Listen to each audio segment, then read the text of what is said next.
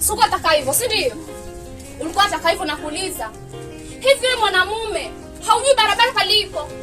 Wapita na vichochoro, tena kwenye nyumba za watu. Ele nyinyi sio lewezi. Hiki kuangalia vizuri ni mwizi wewe. Zile barabara zilijengewa nini kule nje? Ha? Zilijengewa nini na kuuliza? Tena bado, huo ni mwanzo tu. Kesho tena pita hapa. Takumwalia acid mshenzi wewe. Riziki dada yangu. Huoni kama binadamu mwenzio ukamfanyia hivi? Ingekuwa wewe umwagilwa makoko hivi ungesikia raha. Mbona una roho hiyo wewe? Kumbuka kuna Mungu. Leo yeye, kesho ni wewe.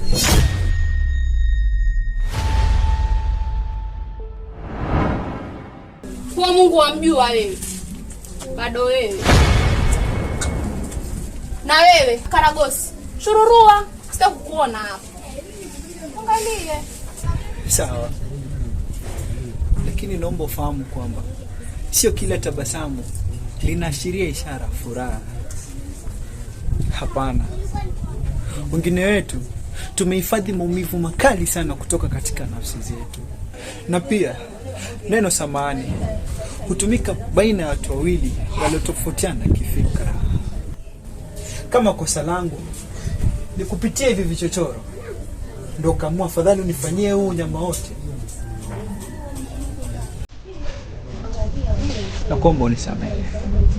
Samehe.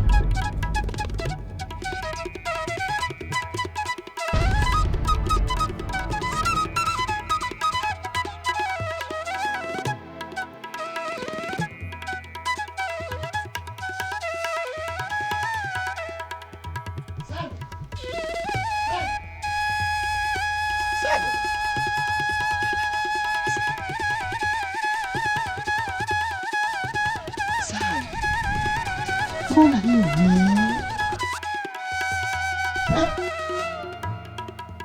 Una nini? Wanasema fadhili mfadhili mbuzi, lakini binadamu siku zote huaga afadhili. Hayo mafumbo ya Yesu usinieleze mimi. Nieleze kilichokusibu mimi niweze kukusaidia. Wewe unakaaje kama umepoteza wazazi, huna jamii, huna community. Sawa, mimi si mzazi wako, hatuhusiani. Lakini hivi unavoketi sasa hivi nimekupita na pale mimi hata salamu ya Mungu pia kuniambia marahaba mzee huku nipo. Sawa. Unajua kila mmoja yupo kwenye michakato yake. Unapokuwa katika michakato, akili huwa mbali sana. Sasa nimepita hapo mitaa ya kati, kwa bahati mbaya nikakutana na mama. Ngoja. Hayo mimi sitaki kujua. Ni hivi, mimi nakwambia hivi. Wewe kwangu wakujua, si ndio? Ikiwa huna chochote, huna kazi, nifuate pale nyumbani. Mzee Chengo, leo sijakula. Mzee Chengo, leo sina kibarua. Si wajua kibarua chetu cha mason kile. Tuenda sote. Sawa. Hivi tumbo lina kitu ndani. Nashukuru ndio sawa.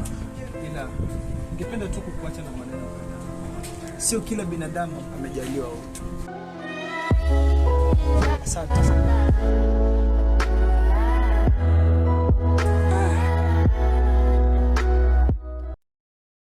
Kijana na maneno mazito, unaweza sema ni mzee aliozaliwa vita vya kwanza. Mungu mwenye ufalme wako wewe hapo. Mungu mwenye kutujali sisi kwenye shida. Salo. Mungu mwenye kutupenda, unatupa riziki kwa chochote tunachokifanya.